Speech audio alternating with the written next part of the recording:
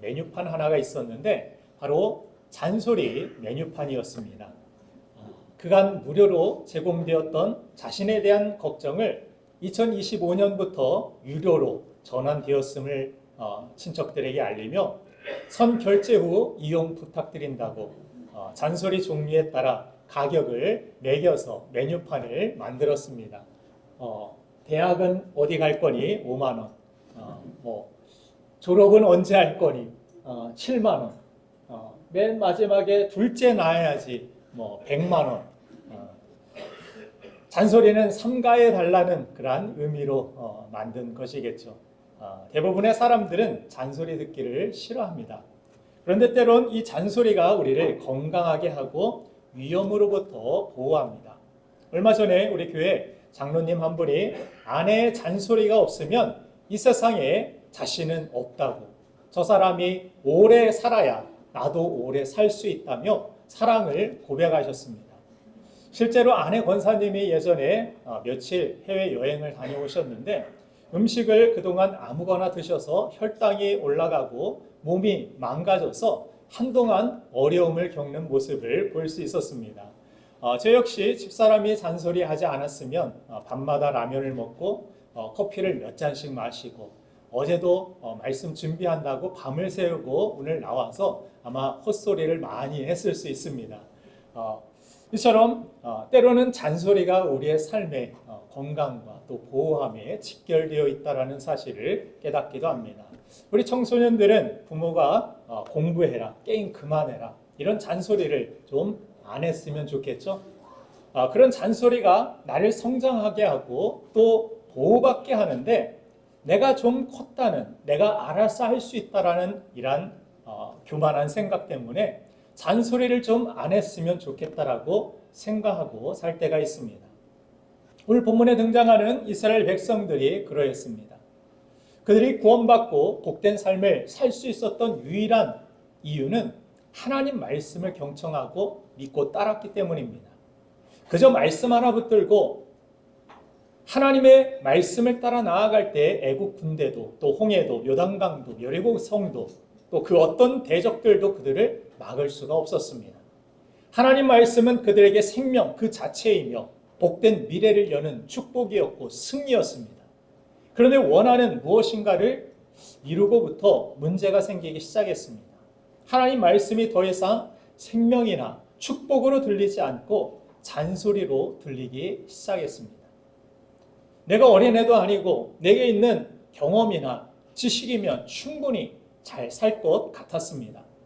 하나님 말씀 없이도 잘 사는 것 같아 보이는 가나안 사람들을 바라보면서 하나님 앞에서 말씀 듣고 말씀을 내가 지키고 사는 것은 번거롭고 시간 낭비라고 생각을 했습니다. 마치 걸음마를 시작한 어린 아이가 다 컸다라며 혼자 뛰겠다고 부모 손을 뿌리치고 한 길로 나가서 온갖 위험에 노출된 것과도 같은 상황이었습니다. 그런데 감사한 것은 하나님은 그 손을 놓지 않으신 것입니다. 물론 하나님은 우리의 연약함에도 불구하고 우리를 놓지 아니하시는 하나님이신 줄로 믿습니다. 그들이 우상 숭배까지 함에도 불구하고 하나님은 그들을 위해서 선지자들을 보내어 계속해서 말씀해 주셨습니다. 그러나 그들은 하나님의 말씀은 귓등으로도 듣지 않고 그저 귀찮은 잔소리로 여겼습니다. 결국 어떤 일이 벌어졌는지 오늘 본문 시편 107편 10절부터 11절까지 이렇게 기록하고 있습니다. 같이 한번 읽겠습니다. 시작. 사람의 흑암과 사망의 그늘에 앉으며 공고와 쇠사슬의 매임은 하나님의 말씀을 거역하며 지존자의 뜻을 멸시함이라. 아멘. 하나님의 말씀을 멸시하고 무시하고 그냥 잔소리 또 그 소리 하네. 이런 투로 이스라엘 백성들이 받아들였다라고 말씀합니다. 그 이유 때문에 사람의 흑암과 사망의 그늘에 앉아서 고통받는 그때가 찾아왔다라고 성경은 분명하게 그 이유에 대하여 지적하고 있습니다. 70년간 바벨론 포로로 실제로 그들이 끌려가서 어둠 속에서 사망의 그늘에 앉아서 고통의 시간을 보내야만 했음을 성경은 또 역사는 기록하고 있습니다. 사실 우리의 모든 문제의 뿌리는 바로 어둠입니다. 어둠은 혼돈입니다. 질서를 잃고 우리가 나아갈 그러한 길을 잃어버리게 만듭니다. 내가 어디로 나아가야 될지, 내가 어떻게 살아가야 될지 우리를 방황하게 만드는 것이 어둠입니다. 또한 어둠 속에서는 우리가 자유롭게 움직일 수 없고 움직이면 위험하기 때문에 가만히 웅크리고 있을 수밖에 없습니다. 더 큰 문제는 이 어둠에 오래 있으면 익숙해진다라는 문제가 있습니다. 처음에는 불편하지만 시간이 지나면 편안하게 느껴집니다. 빛이 비칠 때 오히려 눈이 부셔서 박쥐처럼 다시 어둠으로 들어가고자 하는 마음이 들게 됩니다. 마치 마약 중독자들이 처음에는 쾌락을 위해서 마약을 시작하다가 나중에는 그 마약의 후유증, 그 고통을, 그 괴로움을 잊기 위해서 마약을 계속하는 것처럼 하나님 말씀을 떠난 사람들은 모두 어둠에 중독된 인생을 살 수밖에 없다는 것입니다.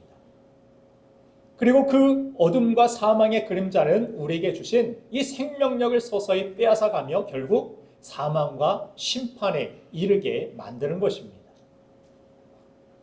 이 어둠에서 나올 수 있는 유일한 길은 바로 말씀의 빛. 하나님의 말씀 앞으로 나와서 그 말씀의 빛을 받아들이는 것입니다. 어둠이 아무리 깊고 짙어도 빛이 있으면 어둠은 당연히 물러가듯이 말씀의 빛이 우리 심령에 임하게 될 때 나를 사로잡고 있는 어둠의 세력은 물러가게 되는 것입니다. 성경을 보면 이스라엘 백성들이 어둠의 그늘에 놓여 있을 때마다 하나님이 그들을 구원하시는 패턴이 기록되어 있습니다. 바로 선지자들을 보내어서 말씀이 그들에게 들리게 하는 것입니다. 하나님께서 때로 분노하실 때, 진노하실 때가 있습니다. 그때가 어느 상황입니까? 무엇으로 하나님이 진노하셨다라는 것을 알 수 있느냐면 바로 하나님의 말씀이 그들에게 희귀해지기 시작했을 때, 어떤 상황이 되었든 제사장들이 떠나갔든 어떤 이유가 되었든 하나님의 말씀이 백성들에게 들리지 않을 때, 그때가 하나님의 심판이, 하나님의 진노가 임한 때임을 성경은 말씀하고 있습니다. 하나님 말씀 그만하십시오. 잔소리 좀 그만하십시오. 그 말씀을 들려줄 때가 은혜이고 축복인 줄 모르고 잔소리로 치부했을 때 말씀하시다 선지자를 보내다 결국 하나님께서 침묵하실 때가 있습니다. 그것이 하나님의 진노라고 성경은 말씀합니다. 제 아내도 잔소리를 평소에 하다가 안 할 때가 있습니다. 언제? 화났을 때. 나에 대해 화가 나 있을 때 아무 말도 하지 않습니다. 내가 밤에 라면을 끓여 먹든 늦게까지 운동을 하든 뭘 하든 아무 간섭도 하지 않고 그것이 자유인 것 같지만 제가 그렇게 계속해서 살다 보면 어떻게 됩니까? 저는 결국 사망에 이르고 마는 것입니다. 제가 해야 할 일도 하지 못하게 될 것입니다. 이스라엘 백성들은 하나님의 말씀을 정말 생명으로 받아들이고 믿고 따랐어야 되는데, 정말 무엇보다 귀중한 하나님의 말씀으로 여겼어야 했는데 그저 이 말씀은 나에게 지루하고 나에게 길게만 느껴지고 나에게 필요 없는 것으로 여겨지는 그 잔소리로 치부했을 때 이스라엘 백성들의 위기가 찾아왔음을 성경은 말씀합니다. 그럼에도 불구하고 하나님께서는 선지자들을 죽이고 하나님의 말씀을 불태워 불살라 없애는 그런 왕도 성경에 등장하고 있는데, 그럼에도 하나님께서는 계속해서 그들을 포기하지 않고 진노 중에도 긍휼함을 잊지 않고 또 말씀하시는 모습을 봅니다. 이스라엘의 회복은, 이스라엘의 부흥은 언제 찾아왔습니까? 보내주신 그 말씀 붙들고 회개하며 내가 이 말씀대로 살겠습니다. 이 말씀이 나를 구원했는데, 이 말씀 때문에 내가 이 복된 가나안 땅을 차지할 수 있었고, 내가 이 말씀 때문에 살아올 수 있었는데, 이것이 은혜이고 축복이었는데, 나의 생명 그 자체였는데 내가 소중한 줄 몰랐습니다라고 회개하고 돌이켰을 때 그들에게 진정한 하나님의 부흥이 찾아왔음을 성경은 말씀합니다. 이스라엘 백성들이 어려운 상황 속에서 그들에게는 당장 돈이 필요했고 먹을 것이 필요했고 유능한 장수가 필요했고 전략가가 필요한 상황이었는데, 하나님께서는 당장 어떤 도움을 주시기보다 말씀을 보내주십니다. 그런데 그 말씀을 믿고 하나님을 따른 그들에게 놀라운 기적과 회복과 승리가 주어졌음을 성경은 말씀하는 것입니다. 이것이 하나님이 구원하시고 승리케 하시는 방법입니다. 오늘 우리에게도 마찬가지입니다. 오늘 우리의 삶 속에 둘러싼 많은 문제들과 어려움들이 있습니다. 앞으로 어떤 생각들과 계획들을 할 때 이것에 위험이 도사리고 있다는 위험성을 우리가 느끼기도 하고 두렵기도 합니다. 그 모든 상황 속에서 하나님께서는 직접적인 어떤 기적과 도움의 손길을 보내주실 수도 있습니다. 그러나 가장 큰 도움과 가장 큰 축복은 무엇입니까? 오늘 이 시간에도 저를 통하여 우리에게 하나님은 말씀해 주시는 그 말씀입니다. 오늘 이 시간 이 말씀이 축복입니다. 이스라엘 백성들이 광야에서 행진해 나갔을 때 하나님께서 그들을 동서남북으로 진을 치게 만드시고 전진해 나가게 만드십니다. 그런데 그 가장 중심에 무엇을 두게 하십니까? 하나님의 말씀을 두신 법궤를 가지고 나아가게 만듭니다.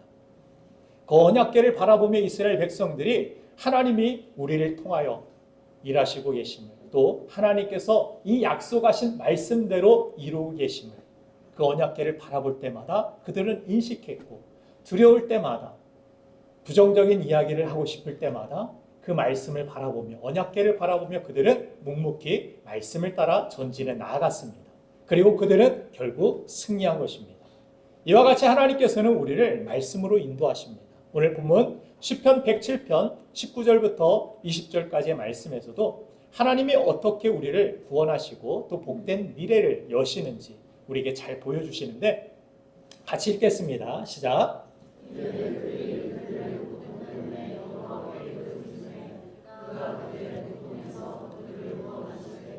그가 그의 말씀을 보내어 그들을 고치시고 위험한 지경에서 건지시는도다. 아멘. 하나님이 우리를 고치시고 우리를 회복하여 주시기 위하여, 우리를 도와주시기 위하여 뭘 보내주신다고? 말씀을 보내주신다고 성경은 말씀합니다. 고통에서 우리를 건지시기 위하여 하나님은 말씀을 보내주십니다. 이 시간에도 당장 우리의 여러 가지 시급한 문제들이 있지만, 내 마음을 짓누르는 어려움이 있지만, 그 고통 속에서 무엇이 나를 건질 수 있느냐? 하나님이 나에게 주시는 말씀, 이 말씀이 오늘 이 시간 우리에게 들려주는 하나님의 말씀이 바로 우리를 그 고통 속에서 건질 수 있는 유일한 길임을 하나님은 말씀하여 주시는 것입니다.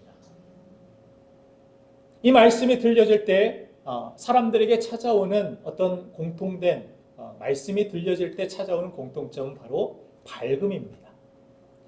하나님 말씀을 읽고 붙들게 되면 우리 심령이 밝아짐을 느끼게 됩니다. 소망으로 가득 차게 됨을 느끼게 됩니다. 어려움 중에도 그래서 말씀을 붙들면 유머가 생기게 되고 여유가 생기게 됩니다. 요셉처럼 문제에 둘러싸여 있는데 크신 하나님의 말씀이 내 안에 있기 때문에 어떤 상황에 있다 할지라도 때로 힘들고 넘어질 것 같지만 다시 일어납니다. 그 말씀 붙들고. 그래서 말씀은 살아있는 생명의 씨이고, 말씀이 들리는 곳에 생명이 잉태됨을 성경은 강조해 줍니다. 베드로전서 1장 25절 말씀을 한번 같이 읽어보겠습니다. 시작. 오직 주의 말씀은 세세토록 있도다 하였으니 너에게 전한 복음이 곧 이 말씀입니다. 아멘. 하나님의 말씀으로 우리를 새롭게 하고 세세토록 있다한 이 복음을 통하여서 우리를 거룩하게 하십니다.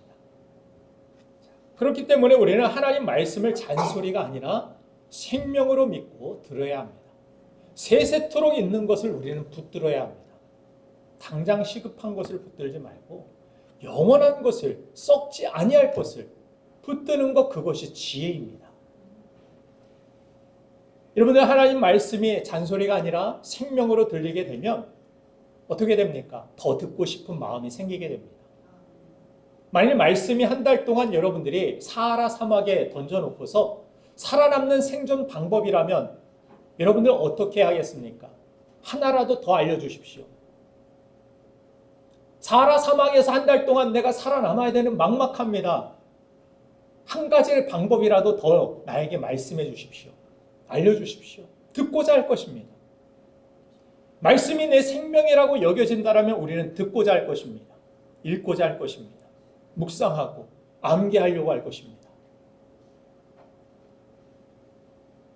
그러나 말씀은 나에게 생명도 아니고 도움도 아니고 그저 나와는 상관없는 것이라는 이 인식 때문에 우리의 삶이 말씀의 어떤 생명력이 공급받지 못하고 하나님의 능력이 되지 못하는 모습들을 많이 보게 됩니다. 여러분들 말씀은 생명인 줄 믿으십니까? 우리 한번 고백해 봅시다. 말씀은 생명입니다. 말씀이 나를 살립니다. 말씀이 내 가정을 살립니다. 말씀이 내 자녀를 복되게 합니다. 믿습니까? 그러면 어떻게 해서든지 말씀을 자녀들에게도 먹이려고 할 것이고 말씀을 가지고 어떤 일을 시작하려고 할 것이고 말씀을 가지고 어떤 것들을 결정하려고 할 것이고 하나님의 말씀을 기준 삼아서 이것이 정말 하나님 기뻐하시는 것인지 싫어하시는 것인지 분별하려고 할 것입니다. 그래서 말씀이 들어오면 진통제를 맞지 않으면 견딜 수 없었던 암 말기 환자에게도 평안과 소망이 가득하며 또한 병의 뿌리가 말라가는 강건하게 되어 하나님을 찬미하는 기적도 나타남을 우리 현실 속에서도 경험하게 되는 것입니다. 요한복음 1장 1절 말씀을 보면 태초에 말씀이 계셨다라고 말씀하며 이 말씀이 하나님과 함께 계셨으니 이 말씀은 곧 하나님이시니라. 말씀은 곧 하나님이다. 말씀은 곧 예수 그리스도시다. 태초에 말씀이 계셨다. 이 성경은 갑자기 누군가 사람이 써낸 그런 이야기가 아니라 이 태초 지어지기 전부터 말씀이 계셨고 그 말씀이 임하여서 말씀대로 천지가 이루어졌으며 말씀이 또 육신이 되어 이 땅에 오신 분 그분이 바로 예수 그리스도시라고 성경은 말씀해 주는 것입니다. 그래서 하나님께서 이 말씀을 통하여서 이 우주 만물, 태양 우리가 어떻게 만들겠습니까? 무엇을 공부한다고 태양을 만들어낼 수 있겠습니까? 이 지구를 만들어낼 수 있겠습니까?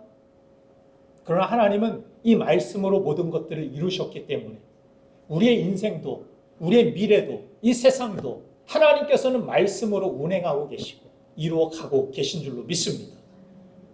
그래서 우리에게 주신 말씀이 이것이 정말 축복이고 능력인데 우리는 하찮게 여길 때가 많다라는 것입니다. 다른 능력을 구합니다. 다른 어떤 나에게 권능을 주십시오. 능력을 주십시오. 기적을 주십시오. 하나님이 이미 우리에게 말씀을 주셨는데 기적의 재료도 주시고 권능도 주시고 우리의 구원도 주시고 우리의 거듭남도 주시고 말씀이 육신이 되어 예수 그리스도 독생자 예수 그리스도도 주시고 다 주셨는데 다른 것 주십시오. 얼마나 하나님께서 안타깝겠습니까? 이게 방법이라니까 이게 매뉴얼이라니까 아니 다른 매뉴얼 주십시오.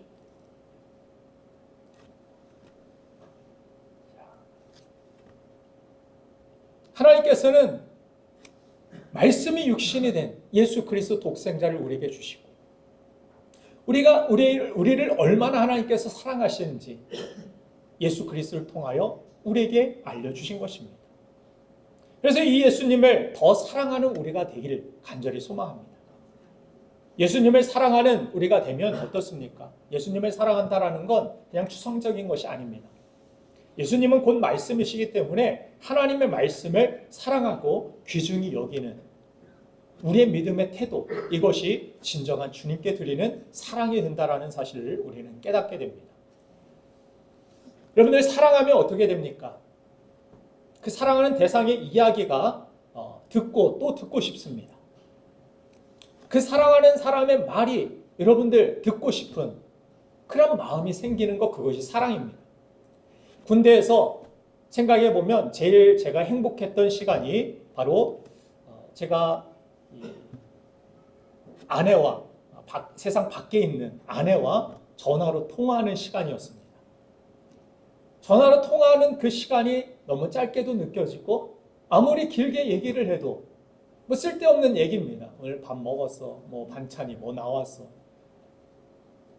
어떻게 뭐 지냈어, 뭐 그런 이야기들인데 그런 이야기들을 듣고 또 듣고 싶고, 반찬 뭐 나왔어? 반찬 뭐였는데?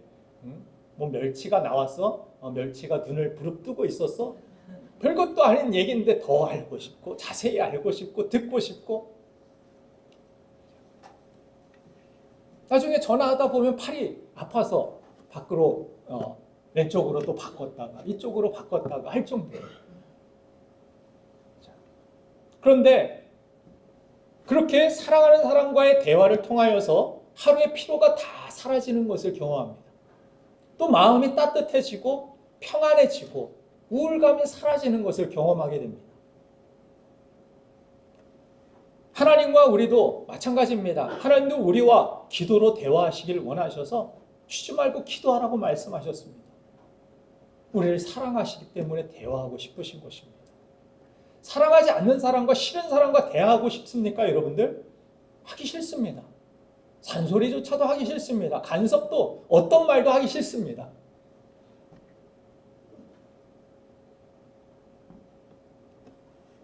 저도 설교가 길어지는 이유 그렇게 여러분들 이해하시면 좋겠습니다. 오늘 정말 목사님이 사랑이 충만해가지고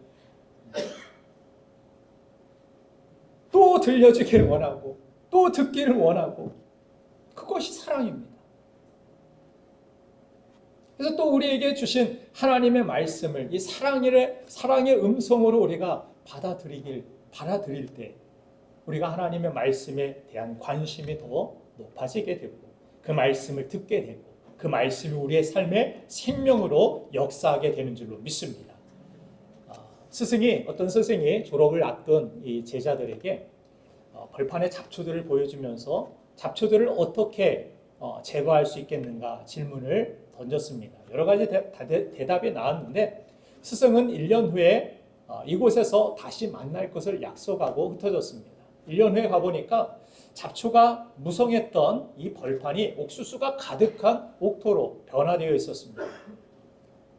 스승은 이 모습을 통하여서 제자들에게 그렇게 이야기하고 싶었습니다. 잡초를 제거하기 위해서 잡초에 집중하는 것이 아니라 이 벌판에 농산물을 가득 채우라는 것입니다. 이처럼 우리 마음의 빈 공간에도 마찬가지입니다. 내 마음에는 이런 나쁜 생각들도 있고 불안함과 두려움과 우울함과 많은 것들이 있습니다. 잡초들이 너무 내 마음에 많습니다. 이렇게 생각되시면 이 잡초, 내가 왜 우울하지? 내가 왜 힘들지? 내가 왜 이렇게 피곤하지? 내가 왜 이렇게 시험에 들었지? 이거 생각하지 말고 거기에 말씀을 채우라는 것입니다. 하나님 말씀 붙들고 그냥 읽어 나가십시오. 하나님 말씀을 듣고 묵상하시고 그 말씀 붙들고 기도하십시오. 그러면 우리 마음에, 우리 영혼에 하나님 말씀이 가득 채워질수록, 충만하여질수록 하나님의 은혜가, 하나님의 사랑이, 하나님께 대한 감사가 넘치기 시작합니다. 그래서 하나님의 말씀을 우리가 잔소리가 아니라 사랑으로 듣고, 하나님의 말씀이 그저 불편하고 나와는 상관없는 것으로 여기는 것이 아니라 생명 그 자체로 우리가 여기고 가장 소중한 것으로 여길 때 우리의 삶에 하나님의 놀라운 은혜가 넘치게 되고, 우리의 삶의 어두운 모든 곳에 말씀의 빛이 비추어지게 될 때, 가정이 어두우면 하나님의 말씀이 충만하고 함께 가족들과 함께 말씀을 읽어가십시오. 말씀을 선포하십시오. 그 가정에 하나님의 말씀의 빛이 충만하게 비치고 어둠이 물러가게 될 줄로 믿습니다. 직장이 어두울 때, 내 미래가 어두울 때 하나님 말씀을 듣고 묵상하십시오. 그 말씀을 가까이 할 때 회복과 치유의 역사가 일어나게 될 줄로 믿습니다. 오늘 시편 107편 14절부터 16절까지 말씀을 한번 같이 읽어보겠습니다. 말씀 붙든 사람에게 어떤 승리가 있는지 같이 읽습니다. 시작. 흑암과 사망의 그늘에서 인도하여 내시고 그들의 결박을 끊으셨도다. 여호와의 인자하심과 인생에게 행하신 기적으로 말미암아 그를 찬송할지로다. 그가 눈물을 깨뜨리시며 채빗장을 꺾으셨음이로다. 아멘. 이 눈물을 어떻게 열 수 있을까? 이 채빗장을 어떻게 꺾고 나갈 수 있을까? 앞으로 더 이상 나갈 수 없을 것 같을 때 앞에 논문으로 가로막혀서 내가 열 힘이 없을 때 그 힘과 능력은 하나님의 말씀으로부터 나오게 됨을 믿으시고 하나님의 말씀을 붙들고 한 주간도 여러분들 여러분들의 인생에 정말 가장 소중한 것이 무엇인가를 다시 점검하시고 이 말씀으로 돌아가시고 말씀으로 승리하는 우리가 되기를 간절히 바랍니다. 밤새 노력해도 헛수고였던 이 베드로가 말씀 붙들고 깊은 곳에 그물을 내릴 때 그물이 찢어지도록 잡히는 하나님의 풍성한 은혜가 임했듯이 우리의 가정이 또 우리의 삶이 우리의 직장이 하나님의 풍성함을 우리가 기대한다라면 말씀 붙들고 말씀에 순종하기에 집중하십시오. 말씀대로 살아가기를 여러분들 결단하십시오. 자기를 비우고 말씀으로 채우십시오. 하나님의 놀라운 승리와 풍요가 임하게 될 줄로 믿습니다. 우리 함께 이 시간 기도하겠습니다.